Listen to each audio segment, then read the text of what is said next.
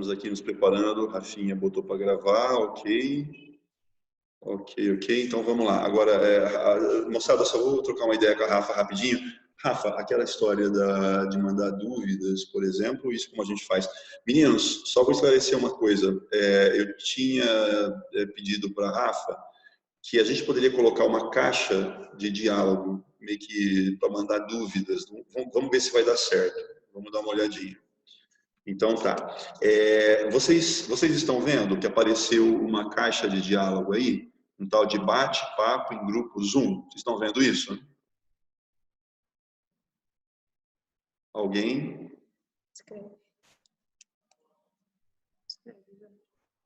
Uma mensagem qualquer?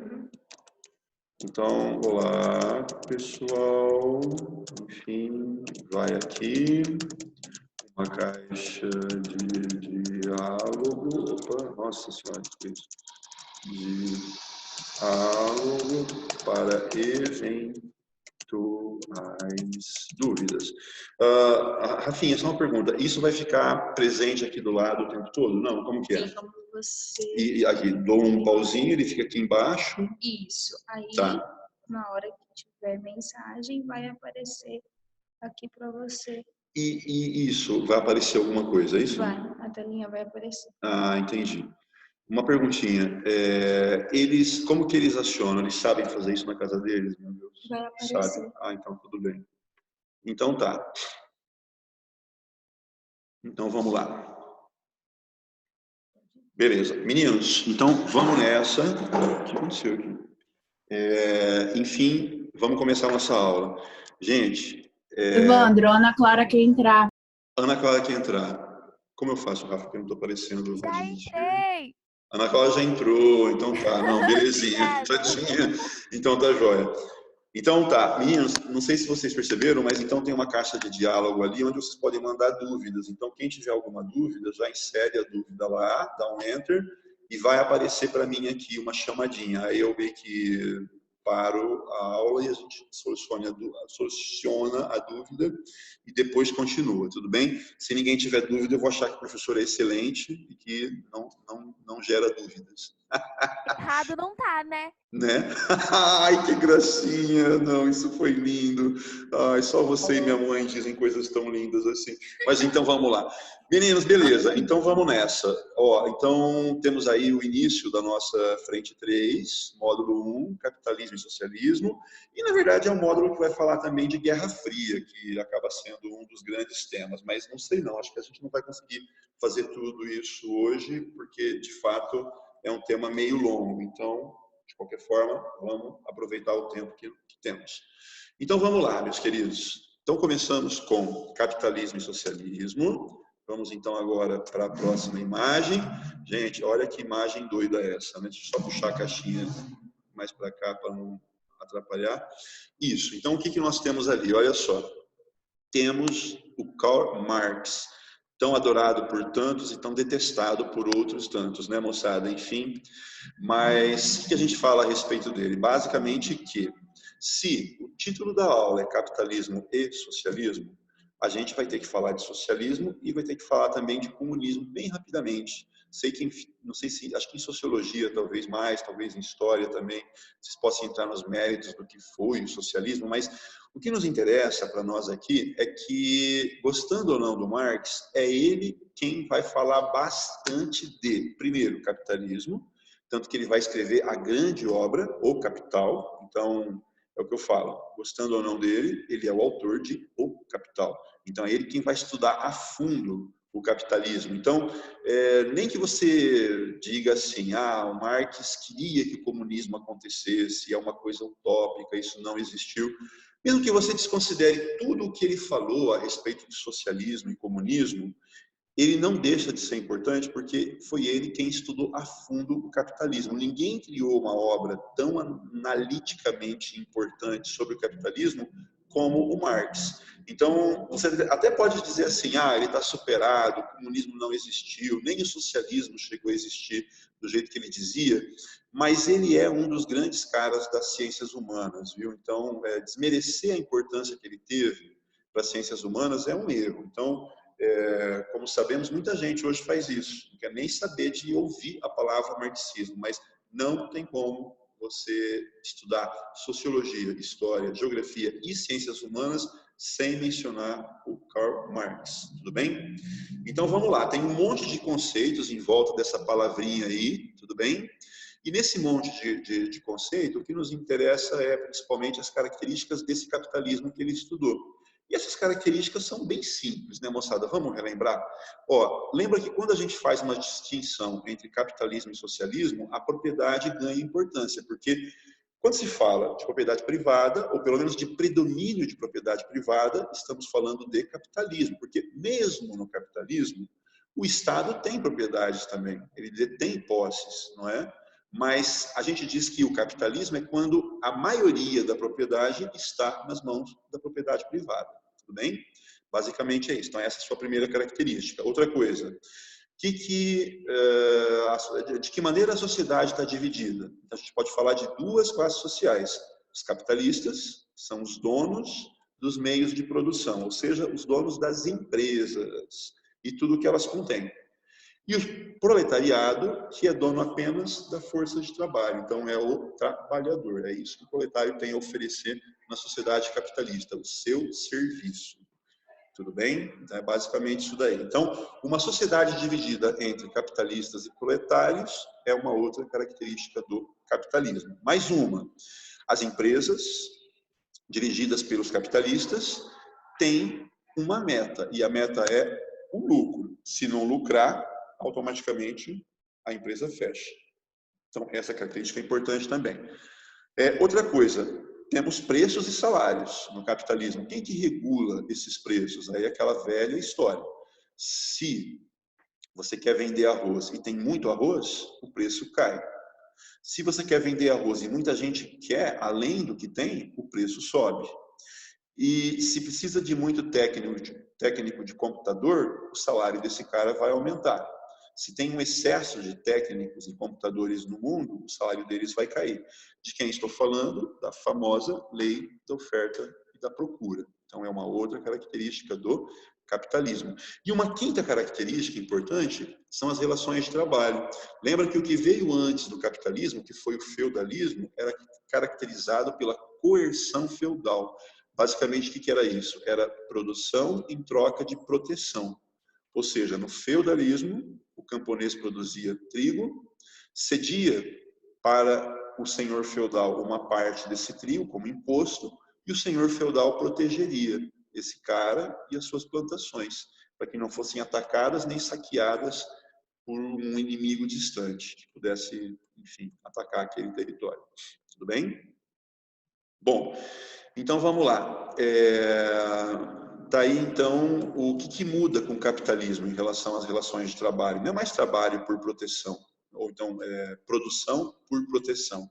Passa a ser diferente. Se dissemina na sociedade o assalariamento. Então, a gente fala que trabalho assalariado, por mais que é uma coisa que já existia desde a Idade Antiga, ele só vai se tornar hegemônico com o capitalismo. Então, é uma outra característica do capitalismo. Olha como isso fecha as características. Propriedade privada, lucro. Opa, gente, tá aqui. Minha mão. Cadê minha mão? Vamos lá. Então, características do capitalismo. Propriedade privada, lucro, lei da oferta e da procura, sociedade dividida em capitalistas e proletariados e, quinta e última, relações assalariadas de produção. Claro que outras poderiam ser citadas, mas essencialmente essas 5 caracterizam bem o capitalismo. Quando é que ele acabaria? Então, Marx era muito pessimista em relação ao futuro do capitalismo. Ele dizia que preponderaria a vontade do capitalista, que é salários mais baixos, e não do proletariado, que é salários mais altos. Então, ele entende que, em algum momento, isso geraria uma situação de injustiça social tão grande que os proletários fariam uma revolução e implantaria o socialismo, onde, vencendo essa revolução, toda a propriedade passa para as mãos do Estado, e o Estado vai controlar essa sociedade. Quando surgiria o comunismo? O comunismo seria uma etapa posterior ao socialismo. Então, se fala o seguinte, que o Estado passa a organizar a sociedade no socialismo. E ele vai dizer o que cada um vai fazer, o que cada um vai produzir, de acordo com suas possibilidades, enfim. E automaticamente, quando o Estado organizou a sociedade como um todo, colocou cada um no seu lugar, cada um na empresa que o próprio Estado controlaria, enfim, e nos órgãos e instituições que existiriam naquele momento, o socialismo, quando o Estado já organizou tudo isso, ele deixaria de ser necessário. O que passaria a existir seria uma repetição do que já há e, basicamente, isso poderia ser gerido dentro das próprias instituições. Então, o Estado deixaria de ser necessário. Então, o Estado deixaria de existir. Isso é muito louco, moçada, porque automaticamente começaríamos o comunismo, onde existe a ausência do Estado, ou seja, o Estado não existe. Então, isso gera uma interrogação gigantesca na cabeça dos alunos, na minha cabeça, na cabeça de todo mundo. Então, se fala que o Marx morreu sem falar melhor como é que seria essa história de comunismo, né? O que a gente diz? Que nunca existiu um país 100% socialista, onde o Estado controlasse toda a propriedade, toda a produção. Você pega o lugar mais fechado do mundo hoje, que é a Coreia do Norte, ela tem, próximo à fronteira com a Coreia do Sul, um núcleo industrial para que empresários sul-coreanos capitalistas se instalem nesse núcleo e empreguem trabalhadores norte-coreanos. Então, você vê, até a própria Coreia do Norte tem um espaço em que empresários, enfim, botam ali seu negócio para funcionar.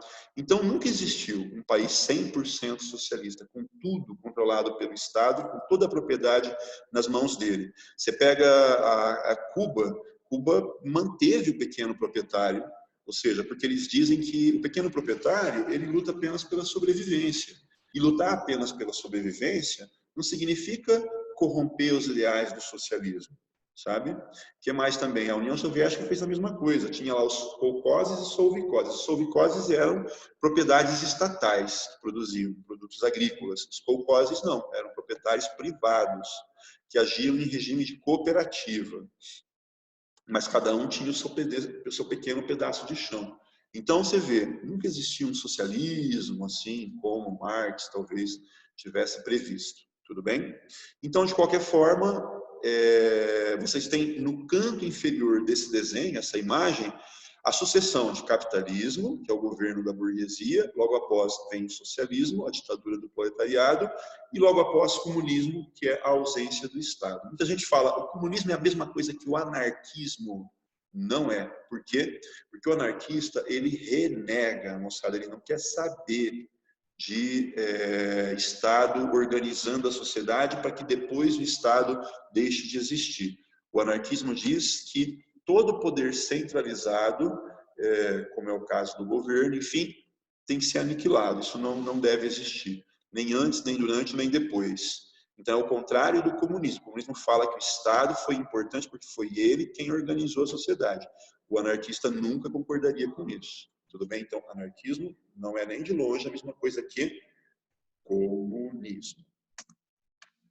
Meninos, pensando no capitalismo especificamente falando, olha aí a evolução do sistema capitalista. Deem uma olhadinha no que está dizendo em vermelho, fase 1, fase 2, fase 3 e fase 4. É muito possível que vocês tenham estudado no primeiro colegial apenas fase 1, fase 2 e fase 3. Por quê? Porque essa história de fase 4 está aparecendo de algum tempo para cá. Grande parte das questões de vestibular, por exemplo, nem cita essa quarta fase do capitalismo. Então, isso daí é meio que uma divergência entre autores. Mas conforme o mundo vai passando, e o mundo está se modernizando, e a técnica está se ampliando, enfim, então tem se falado por alguns autores dessa fase 4. Então, é melhor colocar ela aí na imagem do que simplesmente ignorá-la, porque, de repente, se aparecer em 3 fases, vocês vão entender que é um autor mais antigo. Se aparecer em 4 fases, é um autor mais moderninho, digamos assim. Tudo bem? Mas vamos ao que cada uma dessas fases representa. Então, a gente fala assim, quando é que o capitalismo surgiu? Então, a gente fala que começou lá no final do feudalismo. Lembra que no feudalismo tinha o desenvolvimento de burgos, né? Ou seja, centros comerciais.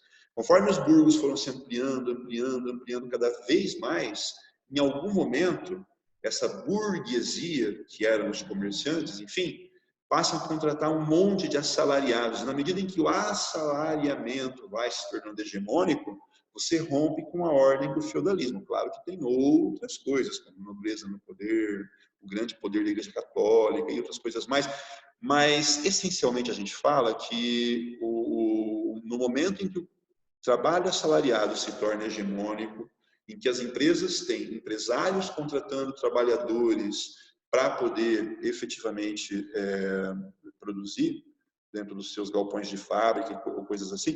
Enfim, quando o trabalho assalariado tornar hegemônico, aí já estamos numa nova fase, porque isso rompe com a ordem do feudalismo. Então, a primeira fase do capitalismo, aquela que é chamada de fase 1 aí, capitalismo comercial, ele traz características ainda do feudalismo, entre elas a nobreza no poder.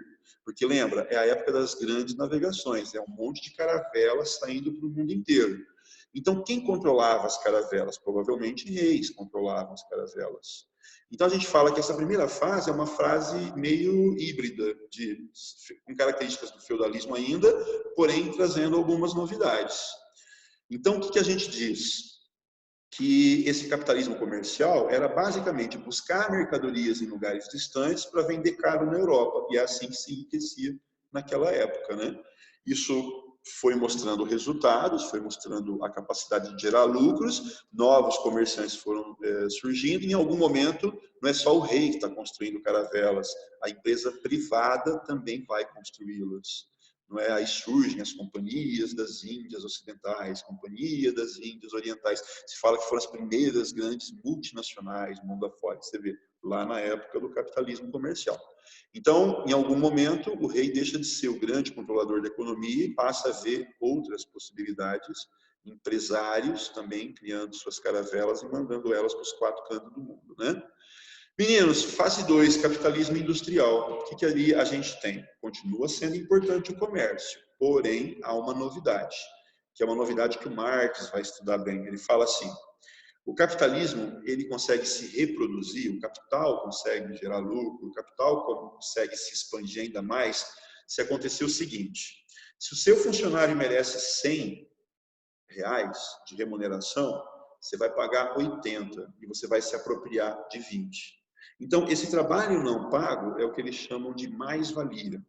Então, qual seria a maneira que no capitalismo industrial se encontrou de reproduzir o capital cada vez mais intensamente? Colocar o maior número possível de empregados dentro de um galpão de fábrica, e se eles merecem 100, você paga 80 e você, capitalista, se apropria de 20. Com isso, você consegue mais condições de expandir os seus negócios. Então, basicamente, a obtenção da mais-valia. Lembra que tem um conceito de mais-valia absoluta e mais-valia relativa. Vale a pena lembrar a diferença entre elas. Quero que os meus empregados trabalhem mais, para eu poder obter mais-valia. Então, o que eu faço? Eu aumento as horas trabalhadas. Isso é a chamada mais-valia absoluta.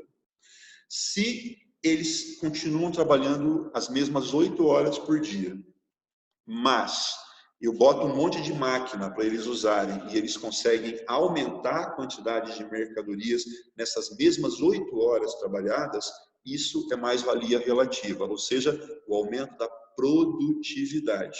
Então, na mais-valia absoluta, você aumenta a quantidade de horas trabalhadas. Na mais-valia relativa, você aumenta a produtividade de cada funcionário. Ou você treina eles, e eles vão se tornar mais especialistas no que fazem e vão produzir mais mercadorias no mesmo tanto de tempo, ou você bota um monte de máquina ali e eles, auxiliados pelas máquinas, conseguirão produzir mais também. Tudo bem? Então, aí é mais-valia relativa, produtividade. Meninos, então essa passa a ser a lógica. Então, um monte de galpão de fábrica se expande com um monte de funcionário dentro e aí se obtém mais-valia do que nunca, né? Quando é que acaba o capitalismo industrial? Quando as características dele, quais são as características dele? A ascensão da Inglaterra, ao contrário do capitalismo comercial, onde Portugal e Espanha eram os países mais ricos no primeiro momento, né? Depois passaram a ter os concorrentes. Mas, enfim, no capitalismo industrial, a Inglaterra passa a ser o país mais importante e, automaticamente, isso acaba quando, na verdade? Quando um outro país emergir e tomar o seu lugar como nação capitalista mais importante, esse é os Estados Unidos, né? Enfim. Mas, de qualquer forma, o que muda em relação ao capitalismo industrial? Muda que as instituições financeiras passam a ter um papel primordial na economia.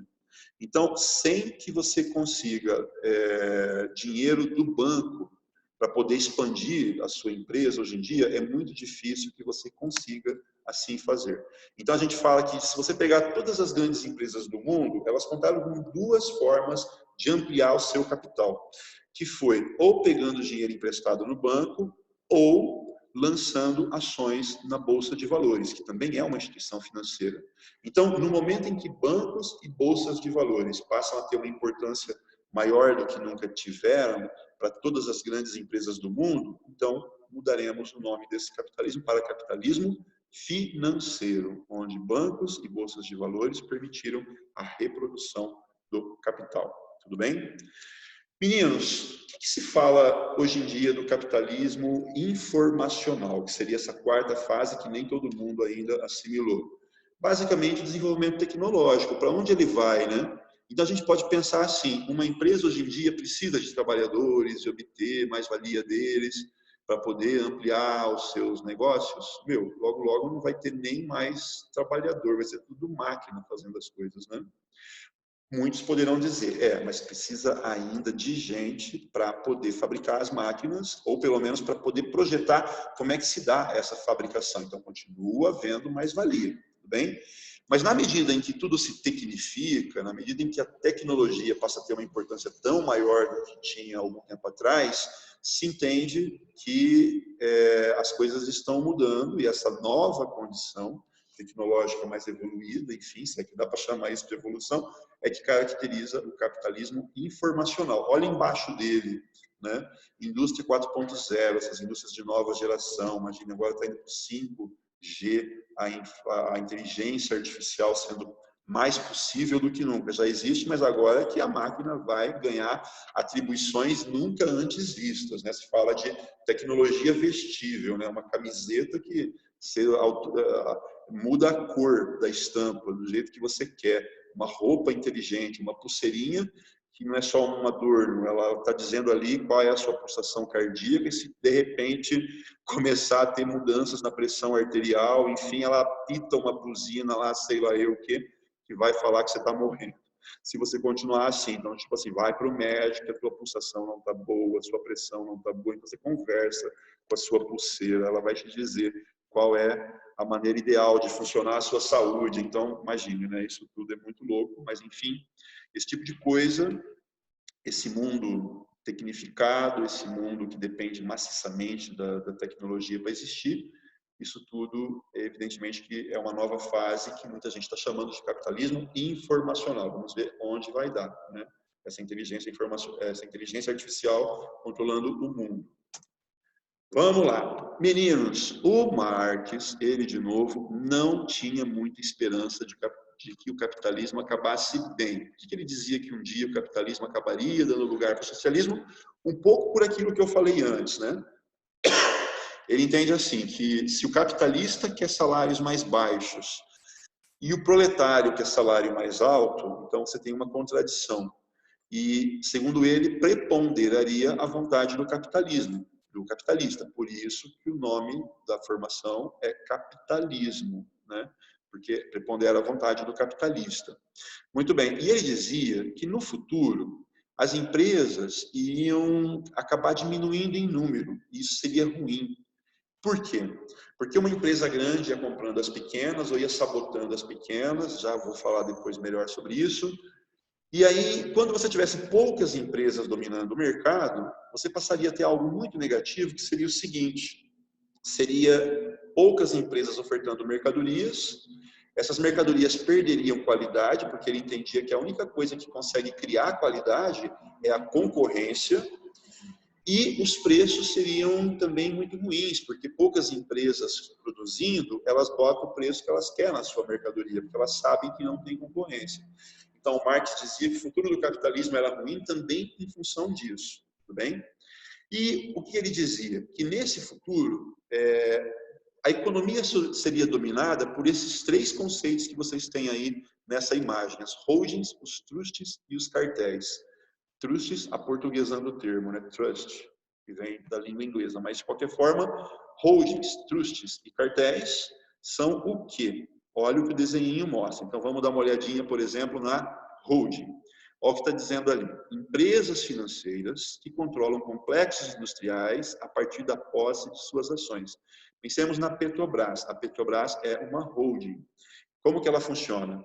Ela compra ações de várias outras empresas que também atuam no setor petroquímico. Por exemplo, a Braspetro. O que a Braspetro faz? Ela transporta petróleo e derivados. Quem controla a Braspetro? A Petrobras. Por quê? Porque ela é a sua principal acionista. Então, para você controlar uma empresa, você não precisa comprar todo o capital que a constituiu. Basta que você seja o acionista principal. Então, a Petrobras fez isso. Ela comprou ações de uma série de empresas que atuam no ramo petroquímico, de modo que, quando você pensa em petróleo no Brasil, é só ela que vem à cabeça. Raramente vem uma ou outra multinacional, talvez uma ou outra que controle postos de gasolina, como a Shell, enfim, que também explora petróleo no Brasil. Mas a participação é tão menor e a participação da Petrobras é tão gigantesca que é só ela que vem à cabeça. Então, a gente fala que ela é uma holding, ela é uma empresa que controla várias outras empresas a partir do momento em que ela é a principal acionista. Tudo bem? Então, vamos lá. Trusts, o que significa? Olha o que diz embaixo. Empresas que absorvem seus concorrentes, controlando a produção, preços e dominando o mercado. Então, pensa na Ambev. A Ambev, que é a Companhia de Bebida das Américas, produz cerveja. Muito bem, quase todas as marcas de cerveja que tem no Brasil são da Ambev. É o caso da Antártica, é o caso da Brahma, é o caso da Skol, entre um monte de outras marcas menores. E ela tem mais ou menos 70% do mercado de cerveja nas suas mãos. Isso não é algo bom, né, moçada? 70% é quase um monopólio, né? Quase todas as mercadorias que você vê por aí, as cervejas que você vê por aí, foram fabricadas pela Ambev. Então, isso faz com que ela bote o preço que ela quiser no seu produto, praticamente, né? Então, esse é o trust, como queiram, aportuguesando, que é uma empresa que foi comprando as outras e acabou sobrando quase que só ela no mercado, né? Monopólio total e absoluto, isso não vai existir. Por exemplo, em função do quê? De que países democráticos normalmente proíbem o monopólio total de uma empresa sendo a única vendedora daquele produto. Mas, na prática, é aquela história. No capitalismo, quem pode mais chora menos, e a Ambev cresceu gigantescamente, está ela aí dominando 70% da produção de cerveja, sem falar também no grande alcance que ela tem na produção de refrigerantes, né? E outros produtos mais. Então, automaticamente, é quase um monopólio. Então, os trusts são isso, as empresas que foram comprando outras ou se fundindo. No caso da Ambev, teve um momento em que a Brahma queria comprar a Antártica, só que nenhuma das duas queria se vender, né? Aí que elas falam, quer saber, a gente teria vantagem se a gente se fundisse? Sim. A gente poderia demitir um monte de funcionário, poderia conseguir mais capital para comprar novas e mais modernas máquinas. Então, vamos fazer isso? Vamos fazer isso. E aí elas se juntaram, moçada, e formaram a chamada Ambev, viu? Enfim, vamos lá. Ai, gente, fiz um negócio aqui que eu acho que eu não deveria ter feito. Oh, Jesus. Não, ixi, Maria, o que eu estou fazendo aqui?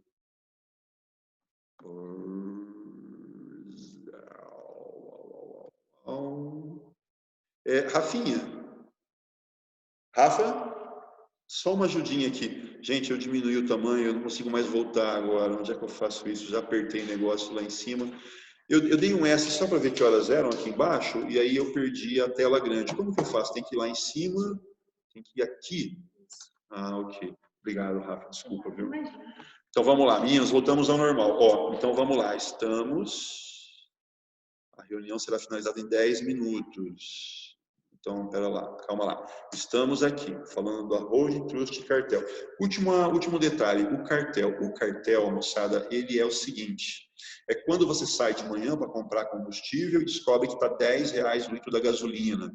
Aí você vai no outro posto, R$10 também. No outro posto, 10. Ou seja, todos os donos de postos combinaram um preço muito elevado que os beneficie e prejudica o consumidor. Então, automaticamente, o consumidor passa a ter menos mercadorias disponíveis e por um preço muito elevado. E o cartel é ilegal. Se ficar aprovado por lei que os caras se encontrarem e combinarem esse preço, penas voarão, né? Ou seja, automaticamente não dá para ser assim. Então a gente entende que a lei punirá caso descubra que isso aconteceu.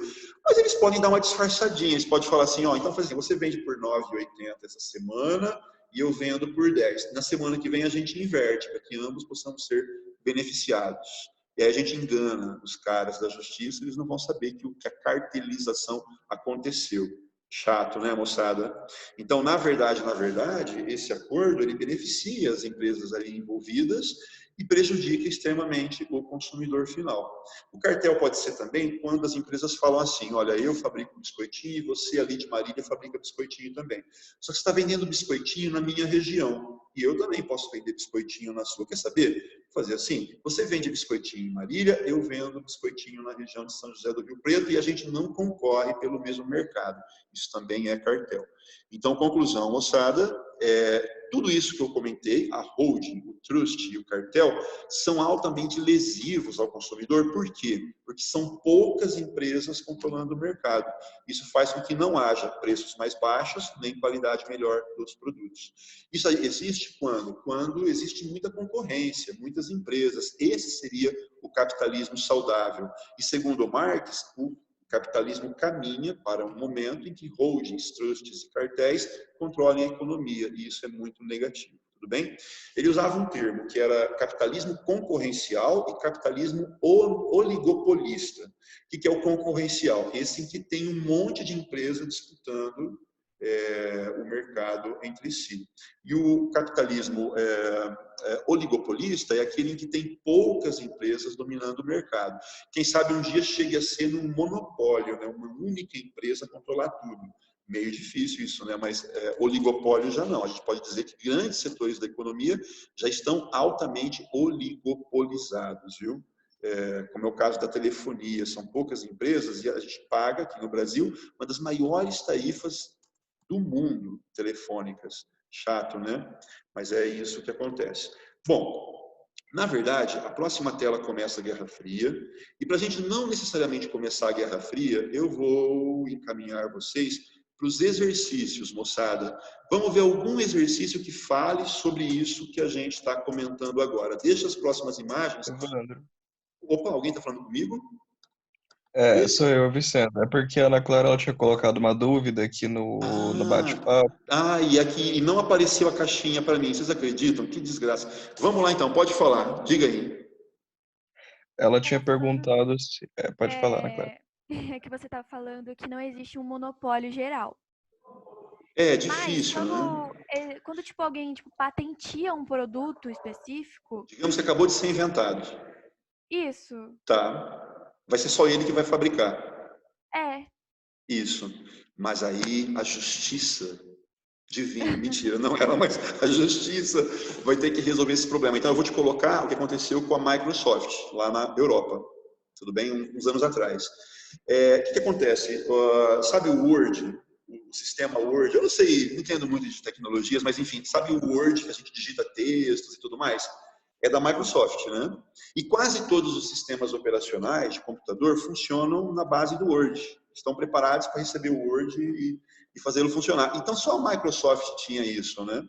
Então, na verdade, depois, apareceram outros sistemas operacionais, mas na medida em que os computadores eram produzidos já preparados para receber o Word, se entendeu que isso era praticamente um monopólio nas mãos da Microsoft. Então, o que eles fizeram? Microsoft, você vai ter que se dividir em duas, ou a gente vai ter que possibilitar uma forma de outros sistemas operacionais poderem funcionar juntamente com você. E aí, minha filha, é uma queda de braço que está lá sendo decidida até hoje. O que sabemos é que isso fez com que houve incentivos para que outros sistemas operacionais também se tornassem mais aceitos pelos demais computadores que a própria Microsoft poderia estar envolvida na sua fabricação. E aí a gente pode se perguntar mais ou menos isso, né? Então, se o sistema operacional do computador funciona do jeito que a Microsoft quer, então a empresa que fabrica computador já não está meio mal comunada com ela ao limitar o funcionamento dos seus equipamentos nesse sistema operacional. Então, conclusão, a justiça tem que dar uma resposta para isso, porque num primeiro momento a gente fala que enquanto não se recorre à justiça, o produto vai sendo vendido e sendo produzido por uma única pessoa. Quando isso começar a incomodar alguém, e esse alguém recorrer à justiça, a justiça vai ter que dar uma solução para isso, nem que a solução seja dividir a empresa que está fabricando aquilo em duas, como já ocorreu mundo afora. Muito louco, né, pensar nisso, mas sim, isso já existiu. Sim. Não é? Então é isso aí. Enquanto ninguém recorrer à justiça e só uma única pessoa, uma única empresa fabricar, aquilo vai continuar. Então, primeiro, isso tem que incomodar a alguém. Tudo bem? Enquanto não incomodar, Entendi. vão tocando o barco. É assim. Tudo bem? Ó, vamos ver o que está errado aqui nos poucos minutos que nos restam. Tem alguém com mais alguma pergunta? Engraçado, aquela caixa de diálogo maldita não apareceu, porque a ideia, segundo a Rafinha, é que se alguém tivesse alguma dúvida lá, iria aparecer aqui. Ai, que ódio da caixa de diálogo, moçada. Bom, mas aparecendo ou não, eu estou vendo agora que o tempo vai se esgotar. Vamos rapidamente aproveitar esses 2 minutinhos. Ó, exercício. Vamos lá.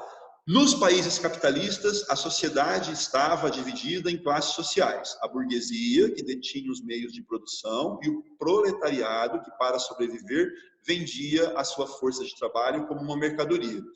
Isso no momento presente, colocando no momento presente, está certo, ainda é assim, né? B. Nos países capitalistas subdesenvolvidos, a diferença entre as classes sociais é maior que a diferença nos países desenvolvidos capitalistas. Porque nos países subdesenvolvidos, que foram colônias, teve muita escravidão para tocar as plantations. Lembra das plantations, moçada? Precisava de muito escravo. A escravidão foi abolida e lei nenhuma compensando os escravos. Houve lei para compensar os donos dos escravos por terem perdido seu capital, mas não lei para compensar de alguma forma os escravos por terem sido escravizados. Então, essa desigualdade continua até hoje. Então, é um fato. C. Nos países socialistas, a sociedade não está dividida em classes, a economia é planificada e a produção destina-se ao abastecimento das necessidades sociais. Economia planificada é quando o Estado controla os meios de produção, então combina com países socialistas, tudo bem? D. Nos países de economia planificada, a burguesia determinava o planejamento em função de suas necessidades. Se a economia planificada é um país socialista, lá não tem burguesia. Então a letra D está errada. Tudo bem, moçada? Esse foi o exercício 1 da apostila 1. Esqueci de colocar a página ali, mas enfim, de qualquer forma, é isso. Gente, beijos, beijos, beijos. Até a semana que vem. Vamos tentar fazer essa caixa de diálogo funcionar melhor. Mas como eu estou ouvindo vocês, o problema que a Rafa falou é que se todo mundo abrir o microfone, dá microfonia. Mas eu sempre achei que talvez fosse melhor alguém passar a dúvida como vocês passaram agora, falando aí no microfonezinho. Ai, meu Deus. Alguém mais tem alguma dúvida aproveitando nossos segundos finais? Bom, o silêncio quer dizer que não. Então tá bom, moçadinha. Beijos e abraços. Tudo de bom para vocês. Ou acabou. Tchau, Evandro. Valeu. Tchau, tchau. Tchau. Isso. Deu certo, Rafa, porque... Deixa eu pausar aqui. Porque eu acabei de dar tchau e eles deram tchau também. Então... Os minutinhos. Estão me ouvindo ainda, Rafinha. Eu achei que... Gente, não dá essa tecnologia maldita. Ela não funciona do jeito que eu quero que ela funcione. Gente, estão todos dando risada de mim. Como que eu encerro isso aqui? Ah, tá. Aí tem que ir no mais, encerrar a reunião. Ah, agora encerrei. Ah, peguei vocês. Sair da reunião, é isso, né? Encerrar para todos. Primeiro, continua me ouvindo.